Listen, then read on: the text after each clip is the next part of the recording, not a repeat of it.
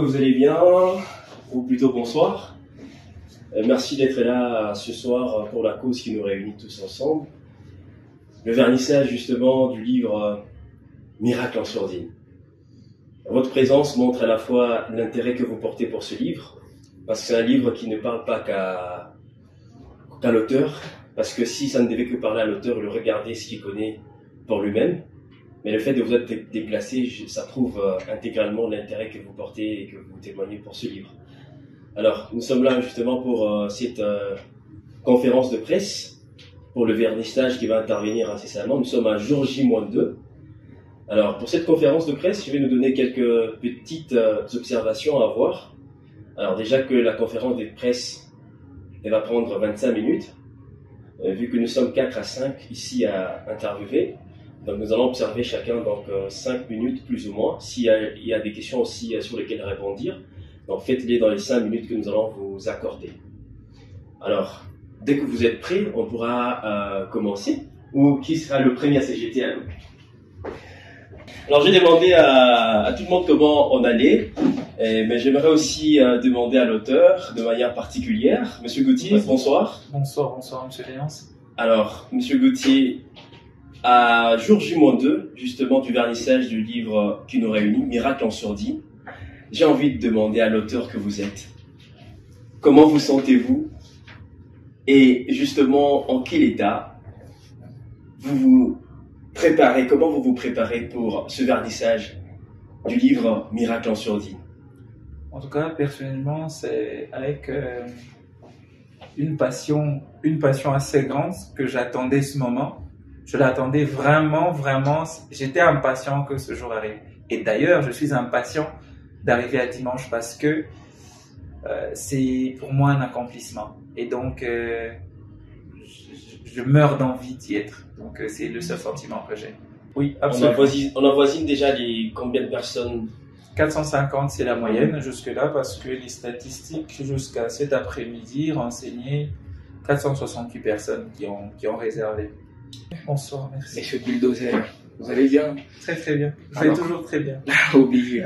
Moi, c'est Adam le blogueur de la part de Lushimus des Stars.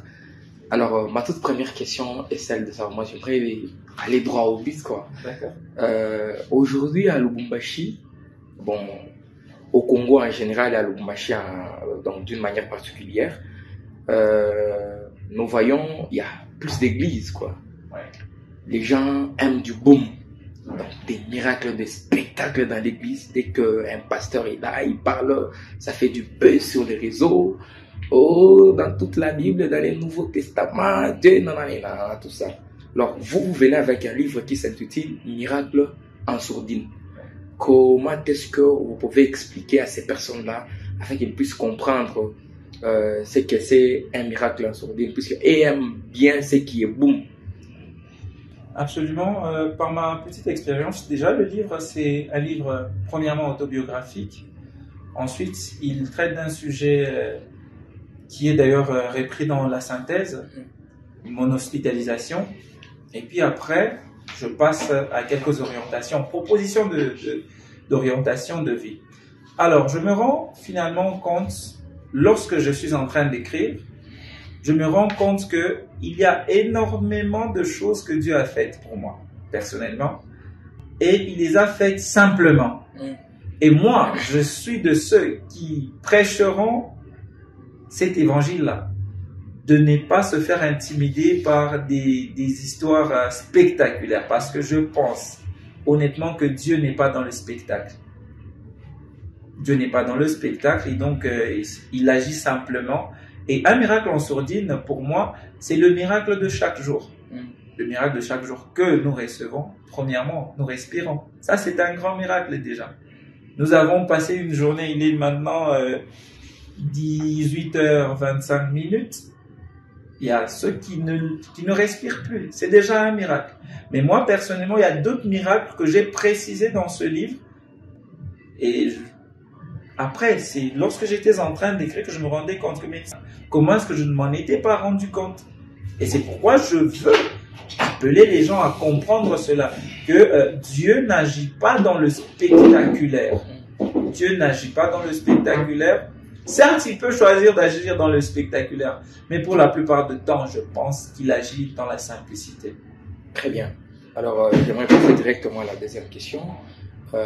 Qui essaie de savoir, avant de comprendre qu'il existe des miracles en sourdine, est-ce qu'il y a eu un moment dans votre vie où vous avez eu à douter de miracles, de tout ce que Dieu fait pour nous? Non. Je n'ai personnellement jamais douté. Je n'ai jamais douté personnellement des miracles, premièrement. Et donc, je pense que c'est la seule réponse qui convient. Voilà. Je savais que les miracles existaient. Je n'en doutais pas. Pas un seul instant. Mais moi, par contre, j'aborde la question dans un angle plus ou moins quotidien. Je pense qu'il y a des miracles qui se font chaque seconde, chaque instant de notre vie. Et c'est cela que moi, je voudrais porter que l'on comprenne que Dieu agit dans la simplicité. Il y a par exemple, je prends un exemple, je suis dans mon livre, je prends l'exemple d'un tournoi auquel j'avais été gagnant. Bon, ça, on prend un exemple. C'est le tout premier voyage que je fais vers Colombie. Quand j'arrive sur Colombie, je n'avais plus de batterie sur mon téléphone. Un gros téléphone, vous apprendrez ça dans le livre. J'arrive, le téléphone est éteint. Je n'ai personne que je pouvais contacter. J'étais allé là-bas apporter secours à une entreprise de l'État, l'OCC. Et ceux qui m'attendaient n'arrivaient ni à me joindre et moi je n'avais plus leur contact parce que le téléphone était éteint. Mais il y a quelqu'un qui m'observait tout au long du voyage. C'était les voyages de 11 à 14 heures du temps pour quitter le Lubumbashi vers Colombie. Alors j'arrive là, mais il y a quelqu'un qui vient. Cette dame, que je ne connais ni de nom, ni de visage, pour ne pas dire ni d'Adam, ni d'Ève, qui vient, qui me dit, je vous ai observé et je me rends compte que vous avez un problème. Je dis oui, exactement, je dois aller à l'OCC, mais je ne sais pas par où commencer, par exemple. Et là, elle me dit, comme par un geste magique, elle me dit, il n'y a pas de problème, je connais quelqu'un de l'OCC. Et quand elle prend son téléphone, elle appelle,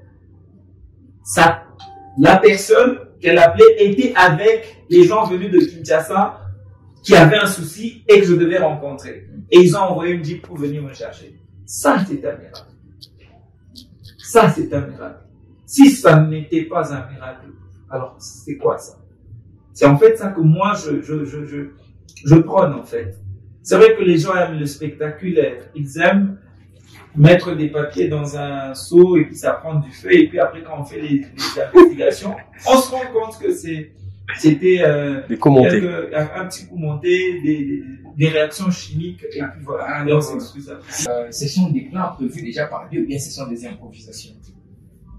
Tout ce qui arrive est un plan prévu par Dieu. Mais Dieu agit selon la foi.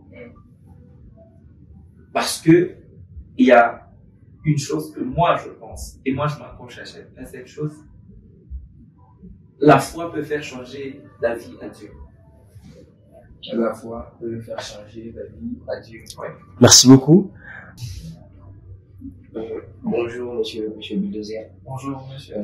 Moi, c'est très frais, communicateur, monsieur. On a parcouru votre livre. Est-ce une manière de changer notre perception en passant au miracle? Parce qu'on est habitué à vivre des spectacles, bien sûr, comme vous l'avez dit. Exactement. C'est une manière de nous rappeler que Dieu n'agit pas dans le spectacle. Dieu n'agit en tout cas jusqu'à ce que moi, je suis ce que je suis. Quand j'ai essayé de faire un inventaire de tout ce que j'ai eu comme expérience parfaite avec Dieu, jamais ça ne s'est fait dans le spectaculaire. Alors moi, je suis de ceux qui pensent